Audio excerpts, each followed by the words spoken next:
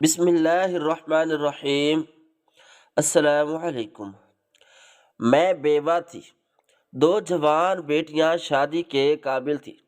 Fit path پر بچوں کے کھلونے بیچ کر میں اپنا اور اپنی بیٹیوں کا پیٹ پالتی تھی۔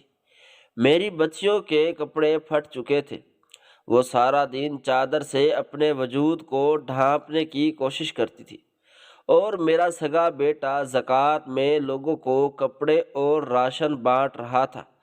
سر پر پہنچی تو میں بیٹیوں کی محبت میں مجبور ہو کر چہرہ چھپا کر بیٹے کے گھر جا پہنچی، لیکن جیسے ہی اس نے مجھے کپڑے دیے تو میرے منہ سے چادر ہٹ گئی، اور میری بہو نے مجھے دھکے مار کر گھر سے نکال دیا، اور اگلے ہی لمحے میں نے اپنی زندگی کے خوشگوار لمحات میں کبھی بھی اپنی زندگی کے آگے کا نہ سوچا تھا، اور برا وقت مجھ پر آنے والا تھا کہ مجھے اپنے آپ سے، اپنے وجود سے نفرت ہونے لگ جائے گی۔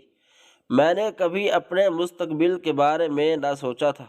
ایک بیٹا جس کا نام دانیال تھا، وہ دو بیٹیاں تھیں۔ مجھے میرا بیٹا بہت عزیز تھا۔ میں اس کے ہر بات مانتی تھی۔ اگر کوئی بات غلط کام کرتا تھا تو میں اس کی غلطیوں پر پردہ ڈالتی تھی، لیکن مجھے اندازہ نہ تھا کہ ایک دن وہ اس قدر بگڑ جائے گا اور کام حد سے بڑھ جائے گا۔ مجھے یہ سب لاڈ اور پیار لگتا تھا، لیکن میرے لاڈ اور پیار میں وہ کب کتنا آگے بڑھ گیا کہ اپنی حد بھول بیٹھا۔ اس چیز کا مجھے اندازہ تب ہوا جب مجھ پر میرے بیٹے نے ظلم و ستم کی انتہا کر دی اور مجھے دنیا والوں کے سامنے رسوا کر دیا۔ مجھے اس چیز کی سزا مل چکی تھی، اور اس پر میں بہت ہی شرمندہ تھی، کیونکہ میں دانیال کو ہمیشہ اپنی دو بیٹیوں پر زیادہ فوقیت دیتی تھی۔ میں نے ہمیشہ دانیال کو آگے رکھا، لیکن اس نے مجھے اور میری دو بیٹیوں کو اس وقت گھر سے نکال دیا جب اس کی بہت زیادہ ضرورت تھی۔ جب دانیال نے مجھے اور میری بیٹیوں کو، میرے شوہر کو گھر سے نکالا، تب ہمارے پاس کوئی سہارا نہ تھا، لیکن ہم خاموش رہے کیونکہ یہی بہتر تھا۔ سمجھ نہیں آ رہا تھا گھر سے تو اس نے ہمیں کیوں نکال دیا، لیکن ہمارا رشتہ جو اس کے ساتھ ہے وہ اس سے ہمیں کبھی بھی نہیں نکال سکے گا، کیونکہ یہ رشتہ نہ تو ٹوٹنے والا تھا، نہ ہی کاٹنے کا تھا۔ دانیال کی تربیت کرنے میں شاید کوئی کمی رہ چکی تھی۔ دانیال میرا اکلوتا بیٹا تھا اور مجھے بہت عزیز تھا۔ میں اس کی ہر خواہش پوری کرتی تھی، چاہے وہ جائز ہو یا ناجائز۔ اس کی خوشیوں کے لیے میں کچھ بھی کر جاتی تھی۔ میرا لاڈ پیار اس کو بگاڑ دے گا، یہ میں نے کبھی نہیں سوچا تھا۔ اب وہ بہت بڑا ہو چکا تھا اور میری ایک بات بھی نہیں سنتا تھا، ہر بات اپنی منواتا تھا، چاہے وہ غلط ہو یا صحیح ہو۔ اس کو اچھے اور برے کی کوئی تمیز نہ تھی۔ ہمارے محلے کے لوگ مجھ سے کئی بار اس کی شکایتیں کر چکے تھے۔ وہ بزرگ لوگوں کو چھیڑتا تھا اور ان کی عزت تک نہ کرتا تھا۔ میں اس کو بہت سمجھاتی تھی۔ اس کا باپ بھی اس کو ہر وقت سمجھاتا رہتا تھا، بیٹا یہ سب اچھی بات نہیں ہے، ایسا کرنا گناہ کا کام ہے، لیکن اس کی سمجھ میں کچھ نہ آتا۔ وہ ناراض ہو جاتا اور ہمیں جواب دیتا تھا، ہم ماں باپ تھے، ہم اس کا بھلا چاہتے تھے۔ اس کو ایک دو بات کر کے پھر خاموش ہو جاتے تھے۔ ہم چاہتے تھے وہ سمجھ جائے۔ اس کا باپ جب اکثر اس کو سمجھانے لگتا تھا تو میں اس کے آگے آ جاتی تھی اور کہتی تھی ابھی یہ بچہ ہے، سمجھ جائے گا، اس سے کچھ نہ کہیں۔ شاید میری بے پناہ محبت نے آج مجھے یہ دن دکھائے جس کام کی مجھے توقع نہ تھی۔ وہ ہوا جن لڑکوں کے ساتھ اس کی دوستی تھی، وہ مجھے ذرا پسند نہ تھے، کیونکہ وہ نہایت بدتمیز تھے، ہر وقت آوارہ گردی کرتے تھے اور ان کی اپنی منہ مرضی تھی، وہ کسی کی نہ سنتے تھے۔ جب میں نے دانیال کو روکا کہ ان کے ساتھ دوستی چھوڑ دے، وہ اچھے لڑکے نہیں ہیں، تو دانیال نے مجھے خاموش کروا دیا اور کہا کہ میں آپ لوگوں کو تو چھوڑ سکتا ہوں، ان کو نہیں چھوڑ سکتا۔ وہ مجھ کو اپنی جان سے زیادہ پیارے ہیں۔ وہ لڑکے ہر وقت جوا کھیلتے، شراب پیتے، برے کاموں میں ملوث پائے جاتے۔ ان کو کوئی سمجھانے والا نہ تھا۔ جب میں نے دانیال کو سمجھاتی تو وہ مجھ سے الجھ جاتا، رات کو لیٹ آتا اور گھر کا بنا ہوا کچھ نہ کھاتا تھا۔ اس کو کچھ خبر نہ ہوتی کہ اس کے گھر میں کیا ہو رہا ہے، اس کی ماں کیا کرتی ہے، اس کا باپ کیا کرتا ہے۔ اس کو کسی چیز سے کوئی غرض نہ تھی، بس اس کی ساری زندگی اپنے دوستوں میں گزر رہی تھی۔ وہ سب کچھ انہی کو سمجھتا تھا۔ اس کا ایک دوست ٹریڈنگ میں کام کرتا تھا اور اب پیسے کمانے لگا۔ اس کو ہماری ضرورت نہ تھی۔ جب پیسہ اس کے ہاتھ میں آیا تو وہ مزید بگڑ گیا، حرکتوں کو سدھارنے کی بجائے مزید خراب کرتا گیا۔ اصل قیامت اس دن مجھ پر ٹوٹی جب اس نے مجھے ہمارے محلے کے ایک بچے نے آ کر بتایا، دانیال جوا کھیل رہا ہے اور شرط لگا رہا ہے۔ مجھے بہت افسوس ہوا، دکھ ہوا۔ میں نے سوچا کہ شاید میری تربیت میں کوئی کمی رہ گئی ہے جس کی وجہ سے مجھے یہ دن دیکھنے پڑ گئے ہیں۔ میں اس سے پہلے دانیال کو پیار اور سختی سے ہر طرح سے سمجھا چکی تھی، لیکن وہ نہیں سمجھا تھا۔ اب میں اس سوچ میں گم تھی کہ میں کیسے اس کو سمجھاؤں، یہ کیسے اپنی زندگی میں سیریس لے گا۔ آج میں نے سوچ لیا تھا جب یہ واپس آئے گا تو میں اس کو اچھی خاصی سناؤں گی اور کہوں گی کہ مجھے تمہیں اپنا بیٹا بناتے ہوئے شرمندگی ہوتی ہے۔ نہ جانے تم مجھے کون سے گناہوں کی سزا دے رہے ہو۔ اب میں دانیال کے انتظار میں گھر میں بے چین کھڑی تھی کہ وہ کب آئے اور میں اس سے بات کروں۔ میں اس کا انتظار کرتے کرتے تھک گئی۔ آخر میں جا کر سو گئی، لیکن اس کا کوئی پتہ نہ تھا کہ کب آئے گا۔ نہ جانے وہ رات کے کسی پہر کو گھر لوٹ آیا۔ وہ صرف تھوڑی دیر کے لیے سونے آتا تھا، باقی دن رات اپنے دوستوں کے ساتھ آوارہ گردی کرتا تھا۔ میں صبح جلدی اٹھی اور اس کے انتظار میں تھی کہ جب وہ اٹھے گا میں تم سے بات کروں گی۔ آخر کار انتظار کی گھڑی ختم ہوئی۔ جب وہ اٹھا تو میں نے اسے صاف صاف لفظوں میں بات کی اور کہا، بیٹا خدا کے لیے یہ سارے کام چھوڑ دو۔ محلے میں مجھے ہر شخص تمہارے بارے میں بتاتا ہے، مجھے سن کر بہت شرمندگی ہوتی ہے۔ آخر تم کب سمجھو گے؟ یہ سارے غلط کام ہیں۔ اپنی زندگی کو عام مت لو، اس کو سنجیدہ لو۔ تو ہم تمہارے ماں باپ ہیں، تمہیں سمجھاتے ہیں، تمہاری فکر کرتے ہیں۔ اس دنیا میں ہمارے علاوہ تمہارا کوئی مخلص نہیں ہے۔ یہ سب ایک دن تمہیں چھوڑ جائیں گے۔ لیکن میری یہ باتیں دانیال کو اچھی نہ لگتی تھی۔ اس کے بعد جو اس نے میرے ساتھ کیا میں دنگ رہ گئی۔ یوں لگ رہا تھا جیسے مجھ پر قیامت ٹوٹ پڑی ہو۔ نہ جانے میرا ایسا کون سا گناہ تھا جس کی مجھے سزا مل رہی تھی۔ دانیال کے لیے ہر وقت دعا مانگتی کہ اے خدا اس کو سیدھی راہ پہ لے آ، لیکن جب تک وہ خود کوشش نہ کرتا کیا ہو سکتا تھا۔ آخر جس کا ڈر تھا، پہلے اس نے مجھے باتیں سنائی اور ایسے سخت الفاظ جن کو میں سن نہیں سکتی تھی۔ وہ مجھ سے اس طرح سے بات کر رہا تھا جیسے میں اس کی ماں ہی نہیں ہوں۔ جب اس کا باپ یہ سب سن کر آیا تو اس کو سمجھانے کی کوشش کی تو اس نے جو کیا وہ ناقابل برداشت تھا۔ ایک ماں باپ کے لیے اولاد اس کا قیمتی اثاثہ ہوتی ہے، اور جب وہ ہی ان کی قدر نہ کرے اور ان کو زمانے کے سامنے ذلیل و رسوا کر دے اور ان کی زندگی محال کر دے۔ یہ میری زندگی کے وہ لمحات تھے جس کے بارے میں نے کبھی سوچا نہ تھا۔ میرے بیٹے نے دیکھتے ہی دیکھتے مجھے اور میرے شوہر کو گھر سے نکال دیا۔ جب ہم نے اسے روکا تو اس نے دھکے دیے۔ یہ سب کچھ ہم سے برداشت نہیں ہو رہا تھا۔ ہم وہاں سے چلے گئے۔ میں اتنا روئی کہ میری آنکھیں سرخ ہو گئی اور میری حالت دیکھنے کے قابل نہ تھی۔ یہ سب ناقابل تلافی تھا۔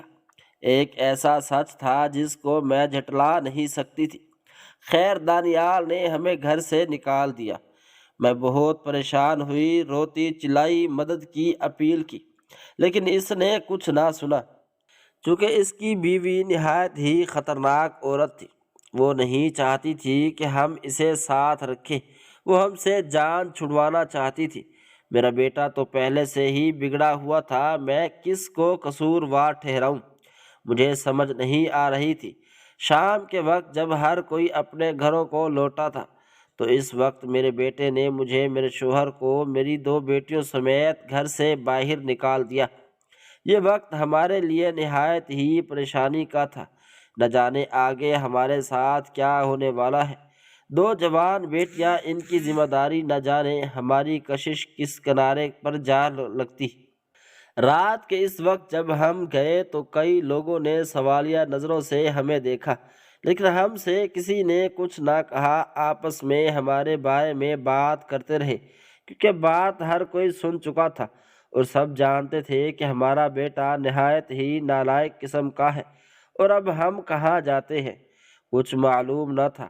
اس کے علاوہ ہم کر ہی کیا سکتے تھے؟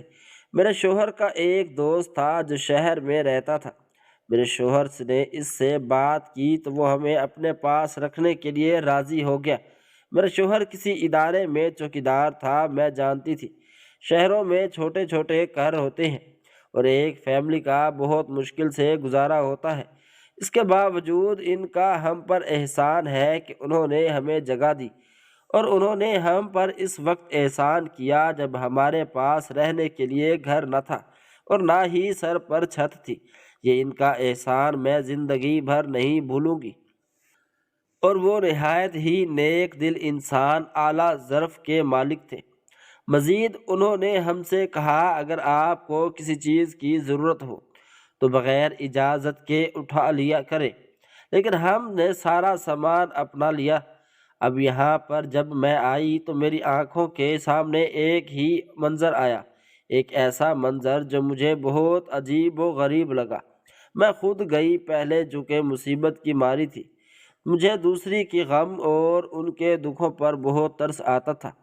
مجھے ان لوگوں سے بہت ہمدردی ہوتی تھی جو لوگ زندگی کی سختیوں سے گزر رہے ہوتے ہیں، کیونکہ میں بھی زندگی کی سختیوں سے گزر رہی تھی۔ میرے بیٹے کا ہم پر اس طرح ظلم و ستم کرنا، ہمارے گھر سے نکال دینا، یہ بھی میرے لیے امتحان تھا، اور ساتھ میں 2 نوجوان بیٹیوں کی ذمہ داری مجھ پر ذہنی دباؤ ڈال رہی تھی۔ یہ ایک ایسا امتحان تھا جس کو مجھے صبر کے ساتھ گزارنا تھا۔ خیر جب میں نے ان کے گھر میں اس کی بیوی کے طور طریقے دیکھے تو مجھے بہت عجیب لگا۔ یہ عورت نہ جانے کس سوچ کی مالک تھی، کیا سوچتی تھی اور کیا کرتی تھی۔ اس کا شوہر جتنا سیدھا سادہ تھا، اس کی بیوی اتنی ہی چلاک اور اداکار تھی۔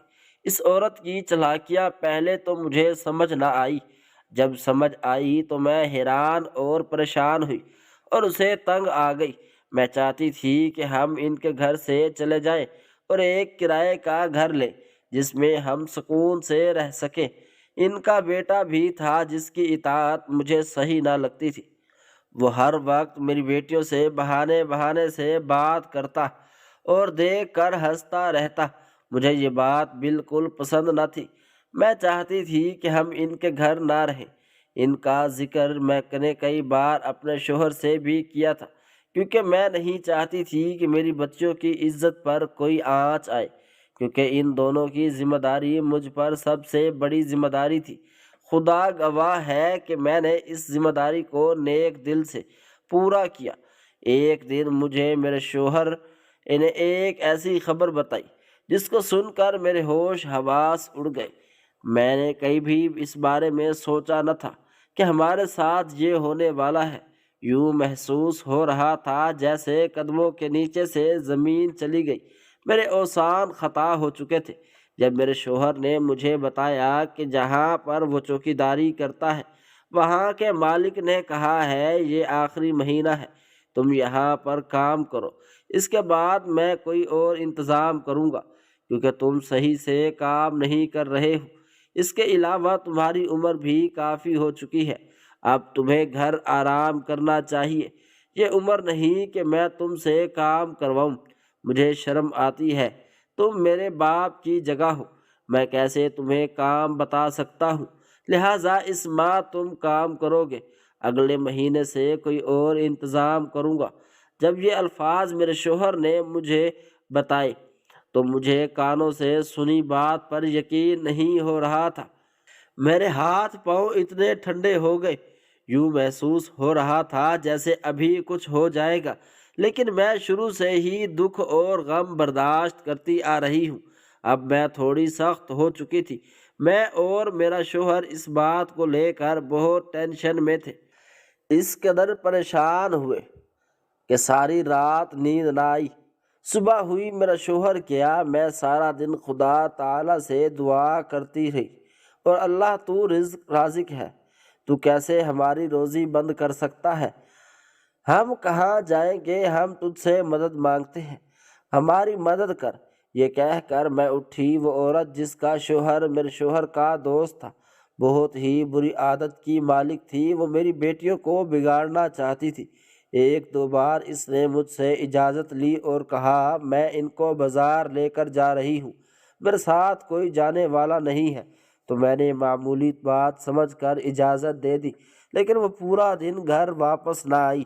مجھے بہت پریشانی ہوئی اور ان سے کوئی رابطہ بھی نہ ہو سکا۔ شام ہوئی، جب وہ واپس آئے تو میں بہت ناراض ہوئی اپنی بیٹی سے اور کہا کہ تم کیسے پورا دن اس کے ساتھ گزار آئی ہو؟ کیا تمہیں گھر کی کوئی فکر نہیں تھی؟ تمہاری ایک ماں جو ہر وقت تمہارا انتظار کر رہی ہے، تم کیسے اس کو چھوڑ کر چلی گئی ہو؟ لیکن جب اس نے مجھے ایک ایسی حقیقت بتائی جو میرے لیے بہت حیران کن تھی، مجھے اس عورت کو دیکھ کر یقین نہیں ہوتا تھا کہ یہ اس قسم کی، حالانکہ مجھے اندازہ تھا کہ اس کی عادات صحیح نہیں ہے، لیکن وہ اس عادت کی مالک ہے، مجھے یہ اندازہ نہ تھا۔ اس بات کا علم تو مجھے تب ہوا جب میری بیٹی اس کے ساتھ بازار گئی اور اس نے مجھے آ کر بتایا کہ امی، یہ عورت مجھے ایک دکان پر بٹھا کر چلی گئی اور کہا میں آ رہی ہوں، تھوڑی دیر ہو جائے گی، میں نے سوٹ، جوتے اور کچھ اور چیزیں لینی ہیں، تم ایسے خواہ مخواہ میرے ساتھ تھک جاؤ گی، مجھے چیزیں بہت کم پسند آتی ہیں تو دیر لگ جائے گی، تم یہیں بیٹھنا، گھر نہ جانا، جب تک میں واپس نہ آؤں تو اس دکان سے نہ ہلنا۔ میں نے ان سے کہا کہ آپ مجھے گھر چھوڑ دیں، آپ کو اگر دیر ہو جائے گی تو میری امی پریشان ہوگی، لیکن اس نے میری ایک نہ سنی اور کہا تم یہیں بیٹھو، یہاں سے ہلنا مت، ورنہ گم ہو جاؤ گی یا کوئی لے جائے گا۔ میں وہیں بیٹھ گئی۔ اس کے بعد کوئی علم نہ رہا کہ وہ عورت کہاں گئی اور کب واپس آئی۔ میری حالت اتنی ناساز ہوئی، یوں محسوس ہو رہا تھا کہ ابھی میرا دم گھٹ جائے گا، مجھے کچھ ہو رہا تھا۔ میں چاہتی تھی میں واپس آپ کے پاس آ جاؤں، لیکن مجھے راستوں کا پتہ نہ تھا، اگر میں وہاں سے اٹھ جاتی تو میں ہمیشہ ہمیشہ کے لیے کھو جاتی، اس لیے میں نے وہاں پر بیٹھنا مناسب سمجھا اور میں نے اس عورت کا انتظار کیا۔ یہ عورت واپس آئی تو اس کے پاس ایک شاپر بھی نہیں تھا، یعنی اس نے کوئی چیز نہیں لی۔ میں نے ان کو جب حیرت زدہ آنکھوں سے دیکھا تو وہ الٹا مجھ پر ہی ناراض ہونے لگی، اور جو بات انہوں نے مجھے کہی، میری تو سوچ اور سمجھ دونوں ختم ہو گئی۔ میں اس سوچ میں گم ہو گئی کہ یہ عورت ایسا کیسے کر سکتی ہے، یہ مجھے کیوں الزام دے رہی ہے، حالانکہ میں نے تو ایسا کچھ نہیں کیا۔ اس عورت نے مجھ سے کہا تم میرے ساتھ دھوکہ کیا ہے، میں تمہیں جس دکان پر بٹھا کے گئی تھی تم وہاں پر تھی ہی نہیں، بازار میں ڈھونڈتی رہی ہوں، اتنا ٹائم لگ گیا ہے اور تم اس جگہ پر آئی بیٹھی ہو، نہ جانے تم پہلے کہاں تھی، مجھے تو ان کی بات سمجھ ہی نہیں آ رہی تھی، حالانکہ میں اس دکان پر موجود تھی جہاں پر وہ مجھے چھوڑ کر گئی تھی۔ وہ دیر سے آنے کی وجہ سے صرف اور صرف مجھے قرار دے رہی تھی تاکہ ان پر کوئی بات نہ آئے۔ اس سے پہلے کہ میں ان سے کوئی سوال کرتی، انہوں نے الٹا مجھ پر ہی الزام لگانا شروع کر دیے۔ ان کی باتیں سن کر میری آنکھوں سے پانی آ گیا اور دل بھر آیا، کیونکہ میں قصوروار تھی اور وہ ایسی باتیں کر کے میرے کردار کو داغدار کر رہی تھی۔ میں یہ سب کچھ برداشت نہیں کر سکتی تھی۔ میں نے ان کو ہر قسم کی گواہی دی اور کہا یہ وہی دکان ہے جہاں پر آپ مجھے بٹھا کر گئی تھی، میں تو یہاں سے ہلی بھی نہیں ہوں، اور آپ ایسا کیسے کہہ سکتی ہے کہ میں چھوڑ کر چلی گئی تھی، حالانکہ یہ سارا کام آپ کا ہے۔ مزید میں نے اس دکاندار سے کہا کہ بھائی آپ جس چیز کی گواہی دیں کہ یہ عورت مجھے ابھی کچھ دیر پہلے یہاں پر خود بٹھا کے گئی تھی، آپ یہ سماعت سن رہے تھے، اور میں کب کی کہاں یہاں بیٹھی ہوں، میں یہاں سے نہیں گئی، آپ اس کو بتائیں۔ لیکن وہ دکاندار اس عورت کو دیکھ کر ہنسا اور کہا مجھے نہیں پتا، حالانکہ وہ اس سب میں موجود تھا۔ مجھے بہت حیرت ہوئی کہ لوگ کس طرح منہ پر ہی مکر جاتے ہیں۔ خیر میں نے توبہ کر لی کہ اس عورت کے ساتھ دوبارہ کہیں نہیں آنا۔ مجھے آپ کے بارے میں اتنی ٹینشن ہو رہی تھی، مجھے علم تھا کہ میری ماں بہت پریشان ہوگی، لیکن ابھی میں کچھ نہیں کر سکتی۔ یہ عورت واپس آتی تو تب ہی میں آتی، نہ اکیلی میں کیسے جاتی۔ یہ سب ساری باتیں مجھے میری بیٹی نے بتائی، مجھے بہت پریشانی ہوئی، میں اس کے ناپاک ارادے جان چکی تھی، اور میں چاہتی تھی کہ ہم جلد از جلد یہاں سے چلے جائیں۔ میں نے اپنی دونوں بیٹیوں کو منع کر دیا کہ کمرے سے باہر نکلنے کی کوئی ضرورت نہیں، اور نہ ہی اس کے بیٹے سے اور نہ ہی اس عورت سے کوئی بات کرنے کی ضرورت ہے۔ ہمیں جلد از جلد اس گھر سے نکل جانا چاہیے، لیکن کیسے نکلوں اور کہاں جاؤں، اس سب کا مجھے کوئی علم نہ تھا۔ مجھے یقین تھا کہ خدا تعالیٰ ضرور کوئی نہ کوئی وسیلہ بنا دے گا۔ میں نے اپنے شوہر سے کہا وہ جلد از جلد ہمیں اس جگہ سے لے جائے، کیونکہ مزید مجھے اس سے کچھ برداشت نہیں ہو رہا ہے۔ لیکن میرا شوہر ایک الگ ہی مصیبت میں مبتلا تھا۔ اس کو اپنی نوکری کے بارے میں بہت ٹینشن تھی، ہر وقت فکر میں رہتا کہ اگلے ماہ جب وہ اس نوکری سے فارغ ہو جائے گا تو وہ کہاں جائے گا اور خرچہ کیسا پورا کرے گا، یہ اس کے ساتھ کیا ہوگا۔ لیکن مجھے یہ علم نہ تھا کہ مجھ پر ایک ایسی قیامت ٹوٹنے والی ہے جو مجھ سے میرا سب کچھ چھین لے گی، میرے سر سے چھت بھی ختم ہو جائے گی اور میری چادر سڑکوں پر آ جائے گی۔ ایک دن جب میرا شوہر بھی اگلے مہینے کی پہلی تاریخ سے 7 دن پہلے ہی اپنی تنخواہ لے آیا اور آ کر میرے ہاتھ پر رکھ دی، مجھے کچھ سمجھ نہ آئی۔ میں اس سے پوچھنا چاہتی تھی کہ ابھی تو اگلا مہینہ آنا ہے اور تنخواہ آپ کو پہلے کیسے مل گئی، لیکن اس کے چہرے پر جو اداسی کی اور غموں کی ایک لہر تھی وہ مجھے صاف نظر آ رہی تھی، اس لیے میں نے ان سے کوئی سوال پوچھنا مناسب نہ سمجھا۔ وہ اندر سے اس قدر ٹوٹ چکے تھے، اگر میں ان سے بات کرتی تو وہ بکھر جاتے اور ایسے بکھر جاتے کہ پھر ان کو میں سمیٹ نہ پاتی۔ بس اسی وجہ سے میں نے ان سے کوئی سوال نہ کیا، لیکن میں کب تک خاموش رہتی، ان کی خاموشی بھی میرے لیے قابل برداشت نہیں تھی۔ رات کے کھانے بعد جب دونوں بیٹیاں سو گئی تو میں نے آہستہ سے اپنے شوہر سے پوچھا کہ ابھی تو 7 دن رہتے ہیں، آپ کو تنخواہ پہلے کیسے مل گئی، آپ نے مانگی ہے کیا؟ اس میں میرے شوہر نے جو بات مجھے بتائی اس کی وجہ سے میری نیندیں ہی ختم ہو گئی، ساری رات مجھے نیند نہ آ سکی۔ اس رات مجھے نیند نہ تھی، نہ کوئی بات نہ تھی، لیکن اس بات کی وجہ سے میری پوری زندگی ختم ہو گئی۔ میری سوچ اور پریشانی اس قدر طویل ہو چکی تھی کہ رات کب گزر جاتی ہے مجھے سمجھ نہ آتی۔ میرے شوہر نے مجھے بتایا کہ اس کے مالک نے اس کو نوکری سے نکال دیا ہے اور کہا ہے میں نے تمہیں تنخواہ بھی پہلے دے دی ہے، اب تم کل سے نہ آنا، میں نے اپنا انتظام کر لیا ہے، تم سے معذرت خواہ ہوں، اس کے علاوہ میرے پاس اور کوئی راستہ نہیں۔ وہ اسے بہت کہتا رہا کہ ان کے نوجوان بیٹیاں ہیں، وہ کہاں جائے گا، ان کے بیٹے نے ان کو گھر سے نکال دیا ہے، ان کی مجبوری پر ترس کھائیں اور 1-2 مہینے کے لیے مزید مجھے رکھ لیں۔ لیکن اس شخص نے ایک نہ سنی، اس نے نکال دیا۔ یہ بات ہم دونوں کو اس قدر پریشان کر رہی تھی کہ ہمیں کچھ نظر ہی نہیں آ رہا تھا۔ زندگی کی بہت سختیوں سے ہمیں گزار رہی تھی، لیکن ہمیں اس کو گزارنا تھا۔ ٹھیک ہے، زندگی اور موت دونوں انسان کے بس کی بات نہیں۔ اسے ٹینشن کی وجہ سے میرے شوہر کی طبیعت ناساز تھی۔ میں نے ان کو حوصلہ دیا اور کہا کہ کوئی بات نہیں، اگر ایک دروازہ بند ہو گیا ہے تو خدا تعالی ہمارے لیے 10 اور کھول دے گا، اس میں پریشان ہونے کی کوئی بات نہیں۔ خیر، ہم ساری رات نہ سو سکے۔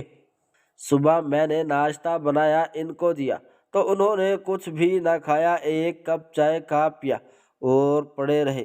میری بیٹیاں اپنے ماں باپ کو دیکھ کر یہ جان چکی تھی کہ کوئی بات ضرور ہے جو ہمیں پریشان کر رہی ہے، لیکن ان میں پوچھنے کی ہمت نہ تھی کیونکہ وہ کوئی دکھی بات سن نہ سکتی تھی۔ شاید یہی وجہ تھی کہ وہ خاموش رہی، لیکن ان کی ایک بات جس کو کرنے سے میں بھی خود کو روک نہ سکی، وہ آخر انہوں نے کر ڈالی۔ وہ بات یہ تھی کہ آج ان کا باپ کام پر نہیں گیا تھا۔ اس کی وجہ سے انہوں نے پوچھی کہ بابا جان آپ کو کیا ہوا ہے؟ جب یہ سوال انہوں نے اپنے باپ سے کیا تو اس نے فوراً مجھے دیکھا۔ میں نے ان سے کہا تمہارے باپ کی طبیعت ٹھیک نہیں، اس وجہ سے یہ نہیں گئے کام پر۔ اس کے بعد وہ اپنے کام میں مشغول ہو گئی۔ میرے شوہر نے مجھ سے کہا تم نے ان کو حقیقت کیوں نہیں بتائی؟ آخر کب تک چھپاؤ گے؟ میں نے کہا ضرور کوئی سبب بن جائے گا، اس کے بعد بتائیں گے۔ یہی ٹینشن ہمارے لیے آفت بن گئی، یہ میں نے سوچا تک نہ تھا۔ جب ان کی طبیعت ہمارے حالات کی طرح قابو میں نہ رہی تو میں بہت بے بس ہو گئی۔ اچانک ان کے سینے میں درد ہوا اور وہ بے ہوش ہو گئے۔ یہ سارا منظر ہمیں ایک نئی مصیبت کی طرف لے کر جا رہا تھا۔ اس چیز کی ہم کو خبر نہ تھی۔ جب طبیعت بہت زیادہ خراب ہو گئی تو ان کو ہاسپٹل لے گئے، لیکن جو خبر ڈاکٹر نے ہمیں دی شاید وہ ہمیں کبھی سن نہیں سکتی تھی۔ یہ ایک ایسی خبر تھی جو میرے لیے موت کے برابر تھی، لیکن اس کے باوجود میں زندہ تھی۔ نہ جانے کب اور کیسے یہ سب کچھ ہو گیا، حالانکہ یہ سب کچھ ممکن نہ تھا۔ جیسے ہی ڈاکٹر نے مجھے بتایا کہ آپ کے شوہر کو ہارٹ اٹیک آیا ہے جس کی وجہ سے ان کا انتقال ہو گیا ہے، تو میرے ہوش حواس کھو گئے۔ ایک دم سے میری آوازیں نکلنے لگی، ایسی آوازیں جن کے بارے میں مجھے خود کو سمجھ نہیں آ رہی تھی، شاید یہ خود بخود ہو رہی تھی۔ حالات میرے قابو سے نکل چکے تھے۔ مجھے اس خبر یقین نہیں آ رہا تھا۔ میری 2 بیٹیاں جو گھر اکیلی تھی، وہ بھی ایسا گھر جہاں پر محفوظ نہیں تھی۔ وہ اس پریشانی میں مبتلا تھی کہ باپ کو نہ جانے کیا ہو گیا ہے اور ان کی ماں کب تک واپس آئے گی۔ وہ اس چیز سے بے خبر تھی کہ وہ یتیم ہو چکی ہے اور ناگہانی آفت ان پر ٹوٹ چکی ہے۔ ان کے سر سے باپ کا سایہ ہٹ چکا تھا۔ مجھے اس وقت ان کے سہارے کی بہت زیادہ ضرورت تھی۔ اب کیا ہوگا؟ ہم ایک کے بعد ایک مصیبت کی طرف آئے جا رہے تھے۔ میری زندگی غموں کے گھر چکی تھی، حالات میرے قابو میں نہ تھے۔ میں گھر واپس آئی تھوڑی دیر بعد۔ جب ایمبولینس پر میرے شوہر کو لایا گیا تو تب میری بیٹیوں کو میری بات پر یقین آیا، کیونکہ اس سے پہلے میں ان کو بتا چکی تھی تم لوگوں کا ایک اور امتحان شروع ہو چکا ہے اور تم لوگوں کا باپ اس دنیا سے چلا گیا ہے۔ ڈاکٹرز بہت کوششوں کے باوجود ان کو نہیں بچا پائے، لیکن میری بیٹیوں کو یہ بات سمجھ ہی نہیں آ رہی تھی۔ جیسے ان کو میری بات پر یقین نہیں ہو رہا تھا۔ وہ تو رو رہی تھی نہ وہ ہنس رہی تھی، بالکل خاموش ساکن ہو چکی تھی۔ لیکن اس چیز کا اندازہ انہیں تب ہوا جب ان کا باپ آ گیا۔ جب انہوں نے اپنے آنکھوں سے اپنے باپ کو دیکھا تو بس قیامت مچ گئی۔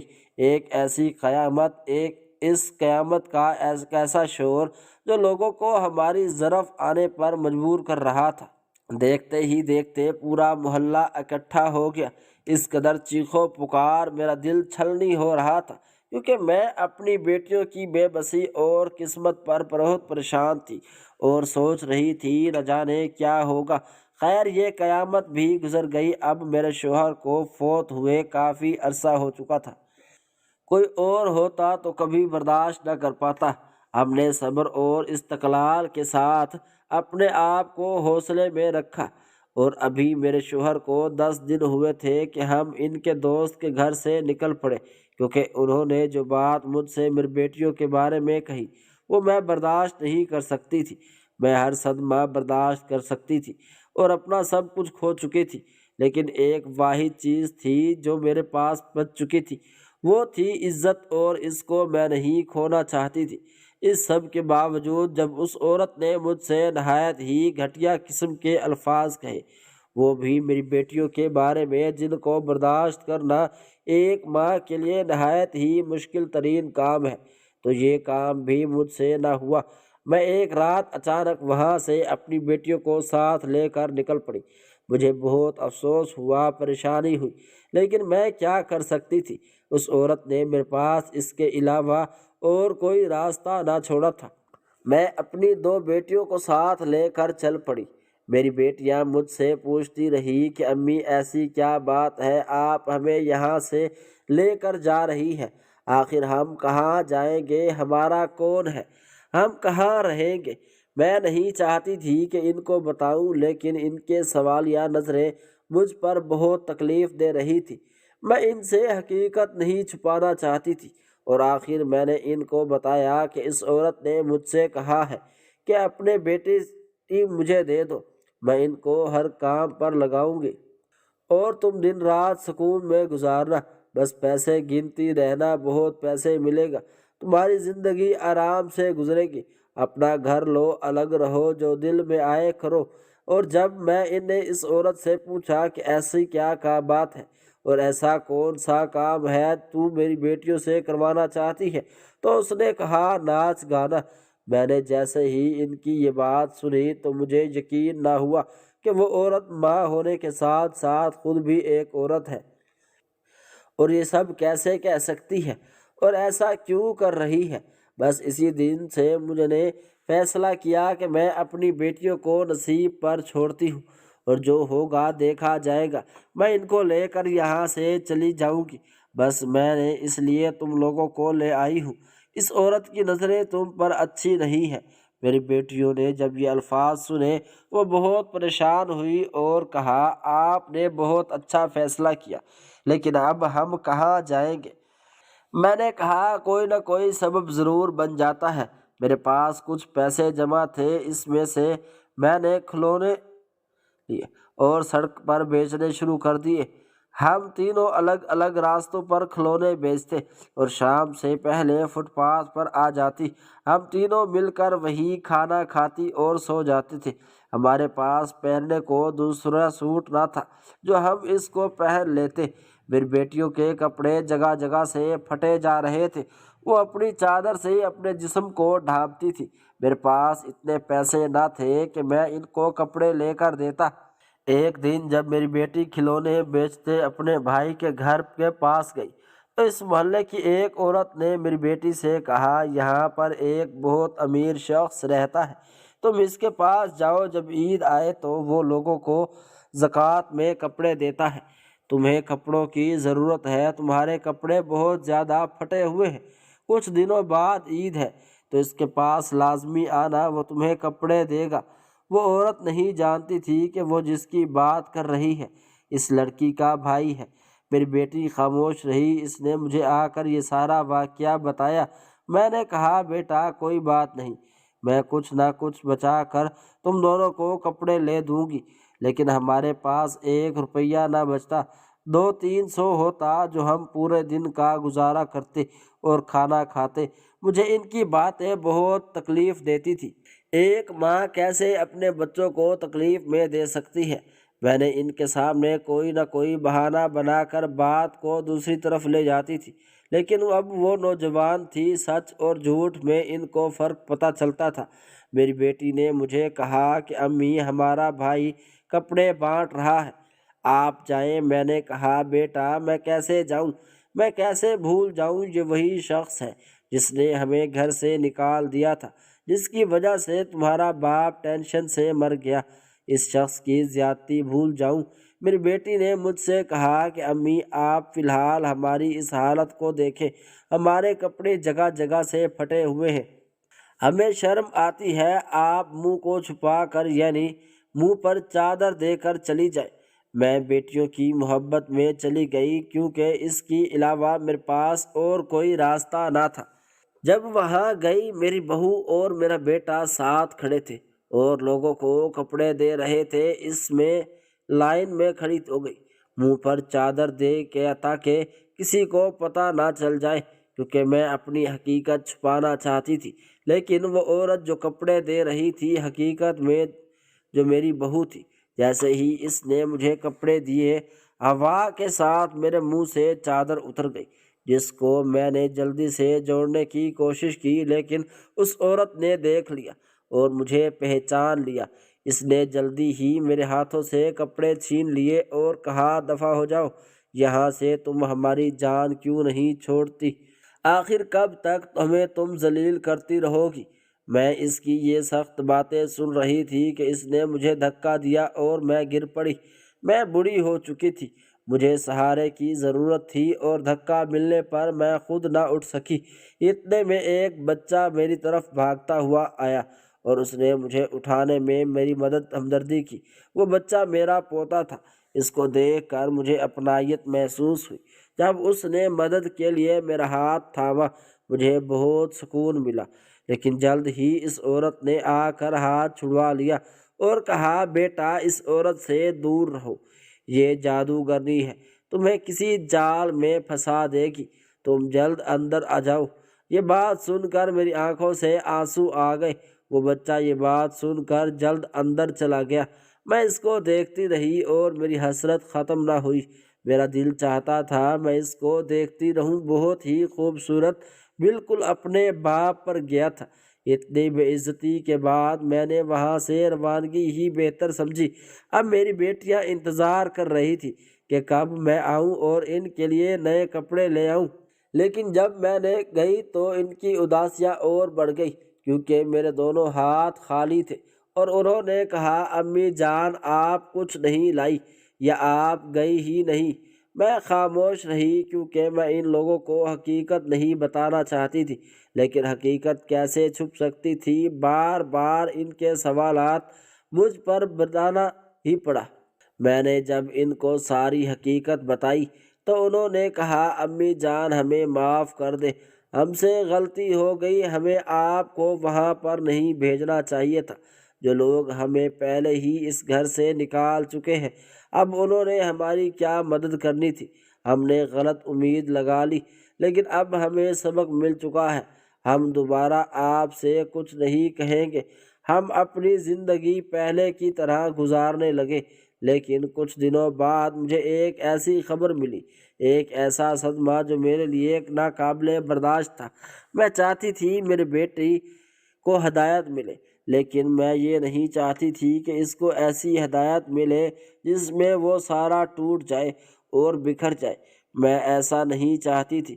ویسا ہی ہوا۔ جس چیز کا پتہ مجھے تب چلا جب میرا بیٹا ویل چیئر پر اپنے بیٹے کو ساتھ لے کر ہماری طرف آیا۔ یہ منظر میں اپنی آنکھوں سے دیکھ رہی تھی، کیونکہ وہ دونوں میرے سامنے موجود تھے۔ مجھے اپنی آنکھوں دیکھے پر یقین نہیں آ رہا تھا، کیونکہ یہ وہی لوگ تھے جنہوں نے ہمیں گھر سے نکال دیا، جن کی وجہ سے آج ہم در بدر بھٹک رہے تھے، اور یہ اتنے بے حس ہو چکے تھے کہ اپنی ماں اور بہن کی عزت تک نہ کر سکتے تھے، اور آج یہ کیسے خود ہماری طرف آئے، اس بات کی مجھے کچھ سمجھ نہ آئی۔ لیکن میں نے ان کو دیکھا، اپنی بیٹیوں سے کہا، یہاں سے چلو۔ ہم نے سمجھا کہ یہ ہم سے کہنے آیا ہے کہ تم لوگ ہمیں یہاں پر نظر نہ آیا کرو۔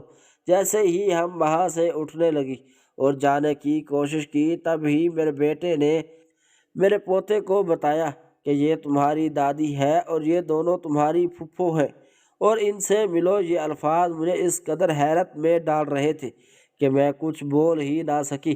وہ میرا پوتا بھاگ کر آیا اور میرے گلے ملا، حالانکہ میرے کپڑے نہایت ہی گندے تھے، لیکن اس نے کچھ خیال نہ کیا اور رونے لگا۔ میرا بیٹا جو ویل چیئر پر تھا، اٹھ نہ سکتا تھا، وہ بھی ہاتھ جوڑ کر مجھ سے معافی مانگنے لگا۔ مجھے ان کی یہ حالت دیکھ کر بہت پریشانی ہوئی، اور میں اس سوچ میں گم ہو گئی کہ نہ جانے ان کے ساتھ ایسا کیا ہوا ہے جو میرے بے ساتھ اتنا اچھا رویہ اختیار کر رہے ہیں۔ اس کے بعد ہی اگلے لمحے اس نے ایک ایسی بات کی جس کی مجھے اس سے توقع ہی نہیں تھی۔ اس نے مجھ سے کہا، امی جان مجھے معاف کر دے اور میں آپ تینوں کو لینے آیا ہوں، آپ گھر چلے۔ میں نے کہا، نہیں بیٹا، ہمیں نہیں چلتی، میری زندگی کے بہت ہی کم دن رہ چکے ہیں، مزید ہمارے گھر میں جا کر تمہاری بیوی سے ذلیل و خوار ہونے کی ہمت نہیں مجھ میں نہیں رہی۔ اس نے کہا، امی جان آپ چلے تو صحیح، میں سب کچھ سنبھال لوں گا۔ میں نے اس سے کہا، یہ خیال تمہیں پہلے کیوں نہ آیا جب مجھے تمہاری ضرورت تھی، جب تمہارا باپ تمہاری وجہ سے ٹینشن لے کر اس دنیا سے رخصت ہو گئے۔ اسے اپنے باپ کی وفات کا علم نہ تھا۔ جب اس نے یہ بات سنی تو بوکھلا سا گیا، یوں محسوس ہو رہا تھا جیسے اس کا دماغ کام کرنا ہی چھوڑ گیا ہو۔ مجھے اس کی حالت پر بہت ترس آیا۔ ایک ماں کیسے اپنے بیٹے کو برے وقت میں چھوڑ سکتی ہے؟ اولاد تو ضرور ایسا کرتی ہے، لیکن والدین کا دل بہت نرم ہوتا ہے، وہ ایسا نہیں کر سکتے۔ بس میں نے نہ تو کچھ سمجھا نہ ہی سمجھا، اس کے ساتھ چلنے کو تیار ہو گئی۔ میری بیٹیاں مجھے بہت حیرت زدہ آنکھوں سے دیکھ رہی تھی اور وہ سوچ رہی تھی کہ میں کیسے پل بھر میں اس کے تمام گناہ معاف کر سکتی ہوں اور ایسا کیوں کر رہے ہوں۔ خیر، میں یہ سب کچھ کر سکی تھی۔ میں نے اپنی بیٹیوں کو ساتھ لیا اور گھر آئی۔ جب میں گھر آئی تو ایک ایسی حقیقت مجھ پر عیاں ہوئی جس کا میں اپنی زندگی میں کچھ اندازہ تک نہ لگایا تھا، اور ان حالات کا میں نے کبھی سوچا بھی نہ تھا۔ یہ جو حالات میں نے اپنی آنکھوں سے دیکھ رہی تھی، کیونکہ وہ عورت جس نے مجھے گھر سے نکال دیا، پھر زکوٰۃ کے کپڑے دینے سے بھی انکار کر دیا، وہ عورت لاچار ہے، بے بس، مجبوری کا شکار ہو چکی تھی۔ وہ ایک بیڈ پر پڑی تھی اور دوسروں کی محتاج ہو چکی تھی۔ اس کی جب یہ میں نے حالت دیکھی اور اپنے بیٹے کی بھی تو مجھے بہت پریشانی ہوئی۔ میں نے اپنے بیٹے سے پوچھا کہ ایسا کیا ہوا ہے، تم لوگ اس حال میں آ گئے؟ جب اس نے مجھے بتایا کہ میں بے ساختہ ہو کر رونے لگی، کیونکہ میں ان کی تکلیف کو محسوس کر سکتی تھی۔ میرے بیٹے نے مجھے بتایا کہ جب عید کے دوسرے دن وہ باہر کھانا کھانے جا رہے تھے تو راستے میں ان کا ایکسیڈنٹ ہو گیا۔ یہ حالت اسی کی وجہ سے ہوئی ہے۔ امی جان، آپ ہم سب پہ ناراض تھی، میں نے آپ کے ساتھ بہت ظلم کیا، مجھے اس کی سزا ملی ہے۔ اب میری عقل جگہ پر آ چکی ہے، میں اپنے کیے پر بہت شرمندہ ہوں، آپ سے معافی مانگتا ہوں، اپنی بہنوں سے معافی مانگتا ہوں، چاہتا ہوں کہ آپ لوگ میرے ساتھ رہیں، مجھے معاف کر دیں۔ میں آپ لوگوں کی ذمہ داری اچھے طریقے سے نبھانا چاہتا ہوں۔ میں تو پہلے دن سے ہی اپنے بیٹے کو معاف کر چکی تھی۔ میں نے اسے بتایا کہ میں تم سے ناراض نہیں ہوں، میں نے فوراً معاف کر دیا۔ اس کی بیوی جو نہ بول سکتی تھی، نہ کچھ کھا سکتی تھی، نہ اٹھ سکتی تھی، نہ بیٹھ سکتی تھی، نہ چل سکتی تھی، مجھ سے معافی مانگنے کی کوشش کر رہی تھی، لیکن خدا تعالیٰ نے اسے معافی مانگنے کا بھی موقع نہ دیا۔ میں نے اس سے کہا، بیٹا میں تمہیں معاف کر دیا، میں نہیں چاہتی تھی کہ تم لوگوں کی یہ حالت ہو، نہ جانے خدا نے تم لوگوں کو کس جرم کی اتنی بڑی سزا دی ہے۔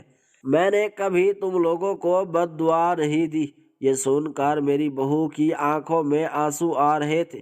میں نے خود ان کو معاف کر دیا اور اب سب وہاں پر بہت خوشی سے رہنے لگے۔ میرا بیٹا تو بالکل ٹھیک ہو چکا تھا، حالانکہ میری بہو ٹھیک نہ ہو پائی اور اپنی زندگی کے دن پورے کرنے لگی۔ اس تمام واقعے کے بعد مجھے ایک ایسی خبر ملی جس کے بارے میں مجھے پہلے ہی اندازہ تھا۔ وہ عورت جس کے گھر میں ہم رہتے تھے، جو میری بیٹیوں کو غلط کاموں کے لیے ورغلاتی تھی، اس عورت کا انجام بہت ہی خطرناک ہو چکا تھا۔ وہ کسی ایسے شخص کے ہاتھ آئی جو بہت ظالم تھا۔ اس نے اس کو غیر ملک میں بیچ ڈالا اور بہت ساری رقم لے کے کسی کو بھی اس عورت کا اندازہ نہ ہوا کہ وہ کہاں گئی۔ شاید اس کو بھی اس کے کیے کی سزا مل چکی تھی۔ یہ سچ ہے کہ جو لوگ دوسروں پر رحم نہیں کرتے اور اپنے مطلب کے لیے لوگوں کا استعمال کرتے ہیں وہ ضرور اس چیز کا حساب دیتے ہیں، اور جن لوگوں کو اپنی غلطیوں کا احساس ہو جاتا ہے تو خدا تعالیٰ بھی ان کو معاف کر دیتا ہے۔ میں اپنے بچوں کے ساتھ بہت خوشگوار زندگی گزار رہی ہوں۔ خوشیوں کی صبح مجھ پر ہو چکی ہے، اور نئی زندگی میں ہر وقت خدا تعالیٰ سے شکر ادا کرتی ہوں۔